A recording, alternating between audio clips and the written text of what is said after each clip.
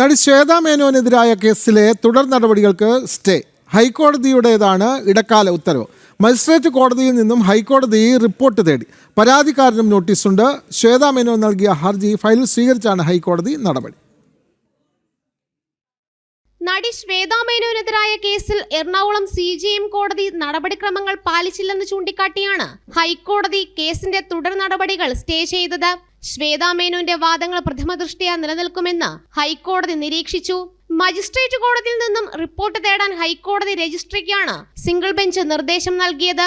Central പോലീസും report നൽകണം. പരാതിക്കാരനും ഹൈക്കോടതി നോട്ടീസ് അയച്ചു. കേസിലെ തുടർ നടപടികൾക്കാണ് ഹൈക്കോടതി ഇനിയൊരു ഉത്തരവുണ്ടാകും വരെ സ്റ്റേ നൽകിയിട്ടുള്ളത്.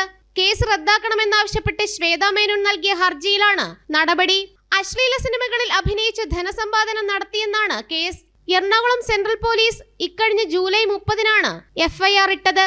CJM കോടതിയുടെ നിർദ്ദേശാനുസരണമായിരുന്നു പോലീസിന്റെ നടപടി. കുറ്റങ്ങൾ പ്രഥമദൃഷ്ട്യാ നിലനിൽക്കില്ല. മനസ്സർപ്പിക്കാതെയാണ് പരാതി ഫയലിൽ സ്വീകരിച്ച മജിസ്ട്രേറ്റ് കോടതിയുടെ നടപടി. പരാതിക്കാരന്റെ നടപടി ദുരുദ്ദേശത്തോടെയെന്നും നിയമ നടപടിക്രമങ്ങളെ അധാർമികമായി ഉപയോഗിക്കുന്നുവെന്നും ശ്വേതാ മേനോൻ വാദമുന്നയിച്ചിരുന്നു.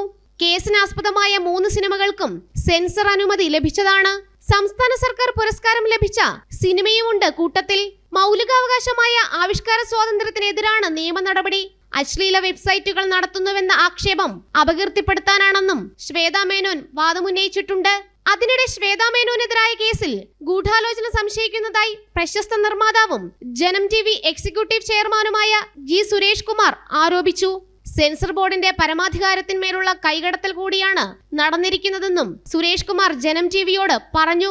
കേസ് ഇപ്പോൾ പോലീസ് കേസ് എടുത്തിട്ടുണ്ട്. എന്തായാലും അതിനെക്കുറിച്ച് ഉള്ള അന്വേഷണം കാര്യങ്ങൾ നടക്കട്ടെ.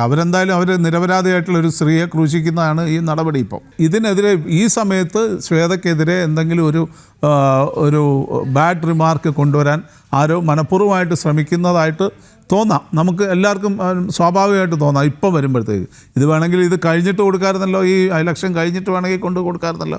15-ാം തീയതി കഴിഞ്ഞിട്ട് അങ്ങനെ ഒരു പ്രശ്നമില്ലെങ്കിൽ അതിന് മുമ്പ് എന്തിനാണ് ഇത് വന്നത്? അപ്പോൾ ആരെ എന്തോ ചെയ്യാൻ ഉദ്ദേശമുണ്ടെന്നും കൂടെ നമുക്ക് തോന്നുന്നുണ്ട്. ജനം, കൊച്ചി.